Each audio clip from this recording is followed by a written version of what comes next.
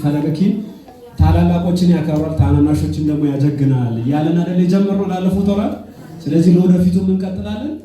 አሁን በቀጥታ ወደ የዕለቱ እንግዳችን ውድነህ ክፍሌን ወደ መድረክ እንጋብዛለን። እባካችሁ ከመቀመጫችን ብድግ ብለን እንጋብዘዋለን። ምን ሳለ የሱን አንደበት ስለ ፕሮግራማችን ምን እንደተሰማው የኔ ተሞክሮ ይነግራል። እንዴት ናችሁ? ይሰማል? በመጀመሪያ በእውነት እንግዳ አድርጋችሁ ስለጋበዛችሁን እግዚአብሔር ያክብርልን። በጣም ነው የምናመሰግነው። እኔ እናንተ መሀል ራሴን ሳይ እኔ ትንሽ ነኝ። የምር ይሄ ለመታበይ አይደለም። እኔ ሁልጊዜ ራሴን ሳስብ የትም ቦታ ስገኝ የምገኝበት ቦታ ላይ ከኔ በጣም ታላላቅ ሰዎች የሆኑ ሰዎች እንዳሉ ነው ማስበው።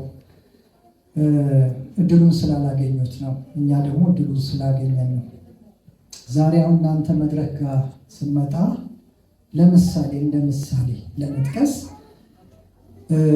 ትልልቅ ሀሳቦች ነው እዚህ ፈለገኪን መድረክ ላይ እየተነሱ ያሉት በግጥምም በመነባንብም በምንም እየተነሱ ያሉት። እኛ ቲያትር ቤት እኮ ይሄንን እድል አላገኘንም። ቲያትር ቤት እኮ ነፃ ሀሳብ የሚሰራበት አይደለም እውነት ለመናገር።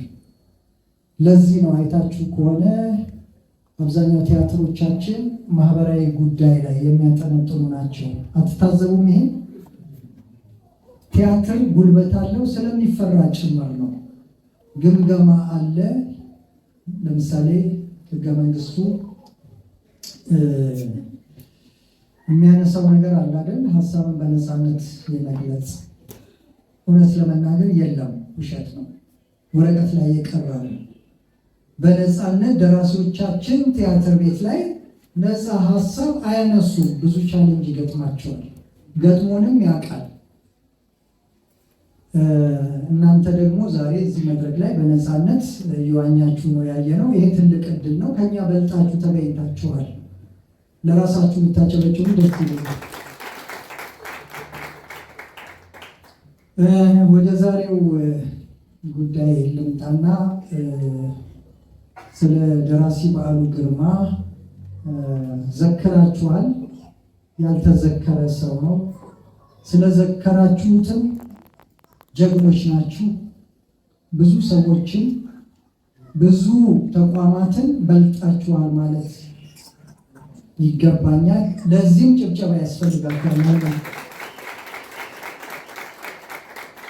በዓሉ ግርማ አልተዘመረለትም። ሕይወቱን ሰጥቶናል፣ ዋጋ ከፍሏል። አርአያነቱ በጣም ከፍ ያለ ነው። እኔ እንደ እድል ሆኖ ስለ በዓሉ ግርማ ከተነሳ በክበባት ደረጃ ድሮ በአማተር ደረጃ የኔ ክበብ ራሱ ስሙ በዓሉ ግርማ የኪነ ጥበብ ክበብ የሚባል ነበር እና 41 አባላት ነበር። ምንም ልጅ በሆነም ክበቡን እመራ የነበረው እኔ ነበርኩኝ። 41ዱንም አባላት የስነ ጽሁፍ፣ የቲያትር፣ የሙዚቃ፣ የስዕል አባላት የተሰባሰቡበት ነበረ። በጣም የሚገርማችሁ የዚህ ክበብ የበላይ ጠባቂ የበዓሉ ግርማ ባለቤት ነበሩ፣ ይገኙ ነበር። የበዓሉ ግርማ ባለቤት እሱ ብቻ አይደለም። የሚገርመው የበዓሉ ግርማ ልጆች ዘላለምና መስከረም የክበቡ አባላት ነበሩ እና ስለ በዓሉ ግርማ እኔ እውነት ለመናገር ከድሮም ነው ጥልቅ ፍቅር ያለኝ። በዩኒቨርሲቲ ደረጃም ትምህርት ስማር በበዓሉ ግርማ ስራዎች ላይ ጥናቶችንም ያው የመመረቂያ ባይሆንም የኮርስ ማሟያ ከረጅም ልቦለድ ጋር በተያያዘ ብዙ ይነሳ ነበረ እና ስለ በዓሉ ግርማ ሁልጊዜ ነበረ የማስበው። ከዕለታት አንድ ቀን እኔም በቲያትሩ ዓለም በተውኔቱ ዓለም ስለ በዓሉ ግርማ አንድ ነገር ማለት አለብኝ፣ በቲያትሬ በዓሉን መግለጽ አለብኝ፣ ወደ ዘመን ማሻገር አለብኝ፣ በግሌ ሐውልት ማቆም አለብኝ ብዬ የተነሳሁት ሊቆምለት ስለሚገባ ከማንም በላይ ያልተዘመረለት ሰው ስለሆነ በጋዜጠኝነት ዋጋ ከፍሏል። በነገራችን ላይ በጣም የሚገርመው ስለ በዓሉ ግርማ ብዙ አወዛጋቢ ነገሮች አሉ። ቅድም ሌላው ቀርቶ እናንተ ስታነሱ በዓሉ ግርማ 1928 ተወለደ ይላል፣ ሌላ ጋር ደግሞ 29 ይላል፣ ሌላ ጋር 33 ይላል። ከአወላለዱ ጀምሮ በመጨረሻ በህይወት በሞት እስከከፈለልን ድረስ ብዙ አወዛጋቢ ነገሮች በዓሉ ግርማ ህይወት ውስጥ አሉ እና በዓሉ ግርማ ሁላችንም ልንዘምርለት የሚገባ ነው እና እኔ በዓሉ ግርማ ቤርሙዳ የሚለውን ቲያትር ስጽፍ በጣም ከሰሯቸው ቲያትሮች ከፍተኛውን ንባብ የጠየቀኝ ከፍተኛውን ጥንቃቄ የጠየቀ በዓሉ ግርማ ቤርሙዳ የሚለው ቲያትር ተውኔቱ ረጅም ጊዜ ፈጅቶብኛል። አንዳንድ ጊዜ እኔ ተውኔት ስጽፍ መጽሐፉ ችግር የለብኝም፣ ስጽፍ ችግር የለም፣ ማሰቡ ነው። እንደምታውቁት ሁላችሁም እዚህ ያላችሁ ለኪነ ጥበቡ በጣም ቅርብ ናችሁ፣ የምትሰሩ የምትጽፉ ናችሁ። ካሰብኩ በኋላ ለመጻፍ በ4 ቀንም በ2 ቀንም የጻፍኳቸው ቲያትሮች አሉ። በዓሉ ግርማ ቤርሙዳ ከዓመት በላይ ፈጀብኝ። ለምን? በዓሉ ግርማ በህይወቱ አወዛጋቢ ስለሆነ ብዙ አገዳደሉ ላይ ራሱ አንዳንዶች እኮ እንደውም በዓሉ ግርማ በአደርባይነት የሚስሉትም ጭምር እኮ አሉ አይደል እንዴ? እናታውቁ ግን አይደለም። በዓሉ ግርማ በጣም የሚገርም መነን ጋዜጣ ከመነን ጋዜጣ ጀምሮ አዲስ ዘመን ላይ ሌሎች ኢትዮጵያ ቴሌቪዥን ላይ ሌሎች ታሪክ ላይ ስታዩት እያንዳንዱ ላይ በዓሉ ግርማ ከባለስልጣን ጋር እየተሰደደ ቻሌንጅ እየገጠመው ከስራ የሚባረርበት ሌላው ቀርቶ እኮ ከአድማስ ባሻገር ሲጽፈው ከአድማስ ባሻገር እንግዲህ በዓሉ ግርማ ከ50 በላይ ገጸ ባህሪያት የተካተቱበት ልቦለድ ነው እና ከአድማስ ባሻገርን እኮ የጻፈው ከስራ በታገደበት በተባረረበት ወቅት ነው። በዓሉ ግርማ በአፄ ኃይለ ሥላሴ ዘመንም ከነበሩት ባለስልጣን ጋር ይጋጭ ነበረ። በደርግ ዘመንም ከነበሩት ባለስልጣን ጋር ይጋጭ ነበረ። አሁንም ቢሆን ቢኖር ኖሮ ለእኛ ትልቁ አርያ በዓሉ ግርማ ነበር የሚሆነው። በመጋጨት ወደኋላ ላመነበት ነገር የሚሞት ነው በዓሉ ግርማ። ስለዚህ እኔ በዓሉ ግርማ ቤርሙዳን ስጽፍም ከዚህ ውስጥ ነው። በዓሉ ግርማ ብዙ ንባብ አድርጌያለሁ፣ ብዙ ጥናት አድርጌያለሁ፣ ብዙ ኢንተርቪዎችን አገላብጫለሁ። ስለ በዓሉ በደንብ አውቃለሁ ማለት ይችላል። ባወቅኩት ልክ ነው። ድንገት አሁን በቅርብ ቲያትሩ ወደ መድረክ ያው አገር ፍቅር ቲያትር ስለሚጀምር ጆሮ የሚፈልግም ስለሆነ ተውኔቱ እርግጠኛ ነኝ እዚህ ያሉትን አባላት እንደምጋብዝ በነፃ እንደምጋብዝ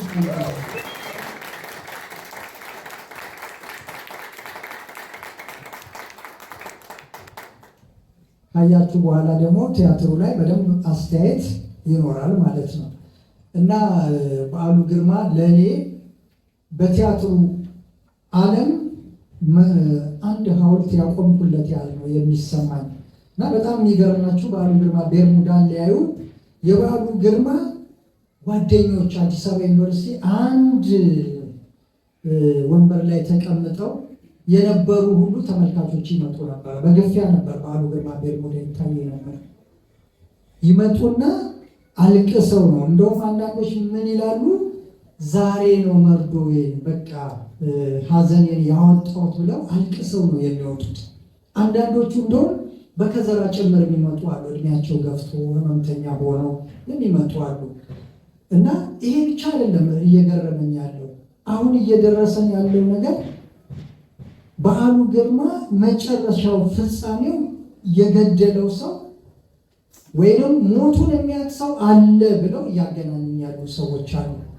እንደውም ከይቅርታ ጋር ሁሉም እውነት ነው ማለት አይደለም። ከረጅም ጊዜ በኋላ እንዲህ የፈጸመው ሰው ከካናዳ መጥቷል እስከ መባል ድረስ መረጃ ደርሶኛል። ግን ጥናት ይጠይቃል። ልክ እንደ በዓሉ ግርማ አሁንም ያለው አወዛጋቢ ሊሆን ስለሚችል ጥንቃቄ ስለሚጠይቅ ነው። እና አንድ ደግሞ በጣም ታዋቂ ጋዜጠኛ ከአሜሪካ ይህን ታሪክ ያውቃል ብለው የበዓሉ ግርማ ዘላስታ አገዳደሉን ያወሩት ትንሽ የሚዘገንን ነው። እዚህ ቦታ ላይ ሊወራ የሚገባው አይደለም፣ ቢሆንም አይሆንም። ስለዚህ በዓሉ በጣም ብዙ ከፍሏል። እሱ ብቻ አይደለም፣ ወይዘሮ አልማዝ ባለቤቱ ማለት ነው። ታውቃላችሁ በዓሉ ግርማ እስኪሞቱ ድረስ የዛሬ 2 ዓመት አካባቢ ነው የሞቱት። በህይወት ነበሩ። ሁልጊዜ በራቸው በተንኳኳ ቁጥር በዓሉ ግርማ ነው ብለው የሚጠብቁ ሚስት ናቸው። በጣም የሚያሳዝነው ይሄ ብቻውን ፊልም የሚወጣው በነገራችን ይመጣል ከዕለታት አንድ ቀን በዓሉ እና በማንኛውም ሰዓት በር በተንኳኳ ቁጥር በዓሉ ነው ብለው በር የሚከፍቱት። ታማውም ጭምር ነው። በዚህ ደረጃ የነበሩ ዋጋ የከፈሉ ሚስት ናቸው የበዓሉ ግርማ ባለ። ልጆቹም ዋጋ ከፍለዋል። ማን ነው ይሄንን የሚያደርግ? በዓሉ ግርማ እኮ በነገራችን ላይ በአንድ አጭር ልቦለዱ እኮ ህይወቱን እንደሚያጣ እኮ ያውቀዋል እኮ። የፍጻሜ መጀመሪያ የሚል አጭር ልቦለድ አለ። በደንብ ደጋግማችሁ ብታነቡት በጣም ጥሩ። እዛ ውስጥ በዓሉ ማግኘት ይቻላል። ኦሮማይን ያሳተመው ያንቺን አጭር ልቦለድ 3-4 ወር ካወጣ በኋላ እዛ ውስጥ በዓሉ ግርማ አለ። የህሊና ሙግቱ እንደውም አንዱ ህሊና ነው ራሱ ገጸ ባህሪ። ይሄንን እውነት ላውጣ አላውጣ ነው ክርክሩ። መታቁት ከሆነ ላውጣ አላውጣም ካለ በኋላ ቆይቶ ህሊናው ሞግቶት ማውጣት አለብኝ እውነቱን ብሎ ሲያወጣ የሚያልቅ ነው።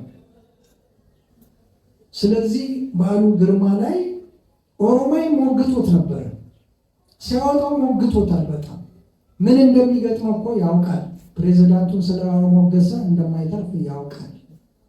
ባየው ልክ ነው ደግሞ በዓሉ። ስለዚህ በዓሉ መጨረሻውን ያውቀው ነበር። እሱ ብቻ አይደለም፣ ወደፊትም ጥናት መደረግ ያለበት ነገር አለ። በዓሉ ግርማ ኦሮማይን ከጻፈ በኋላ ከስራው ተወገደ፣ ለቀቀ። ደብዳቤ ደረሰው። ከደረሰው በኋላ የጻፈው ረጅም ሌላ ልቦለድ አለ። እሱ ልቦለድ ጠፍቷል። እንደውም ባለቤቱ ሲያወሩ ከዛ ሙግት ጋር የሚያያዝ ነው። በቃ ከእውነት ጋር የተያያዘ ከራሱ ህይወት ጋር የተያያዘ የት ሄደ የሚያስብል ነገር አለ ያ ልቦለድ ራሱ። እና ገና በዓሉ ያልተነበበ መጽሐፋችን ነው። ደግሞ ደጋግሞ መነበብ የሚገባው ነው። አንድ ቲያትር አይደለም 20-30 ቲያትር 1000 ፊልም ሊሰራለት የሚገባ ነው። ገጣሚዎች ስለ በዓሉ ብዙ ሊጽፉ ይገባል።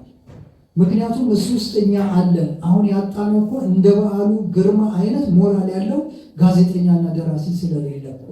ቢኖር ኖሮ እኮ ስንት አሁን ባለንበት ዘመን እኮ የሚወጣ እውነት አለ። ይህን እያወጣን ነው አይደለም። ተበልጠናል። ደራሲዎች፣ በተለይ የቲያትር ደራሲዎች። ጦቢያ ታውቁታላችሁ። ትልቅ ሀሳብ የሚፈልቅበት መድረክ ነው። ለምን ቆመ? ትልቅ ሀሳብ ስለሚፈልቅበት ነው። ድፍረት ስላለው ነው። እውነት ስላለው ነው። ሌላ አይደለም። ቲያትር ቤቶች በዛ ደረጃ ሀሳብ ያፈልቃሉ ወይ? አናፈልቅም።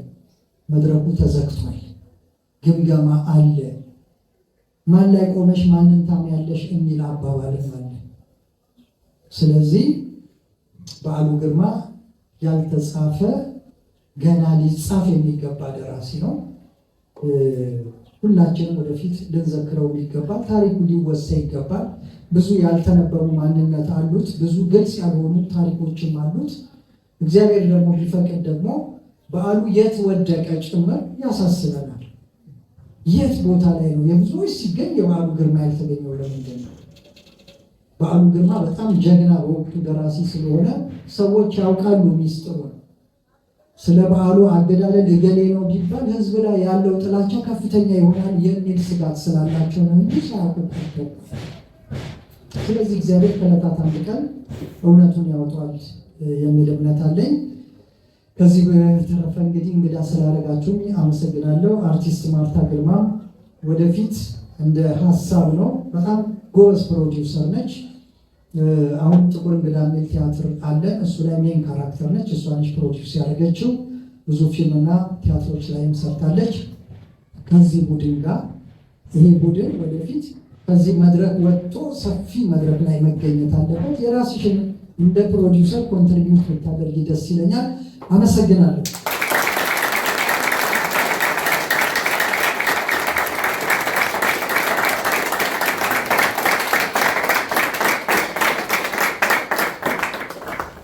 ጸሐፌ ተውኔት ወድነ ክፍሌን እጅግ አድርገን አመሰግናለን። ድንቅ ሀሳቦችን ነው ያነሳልን።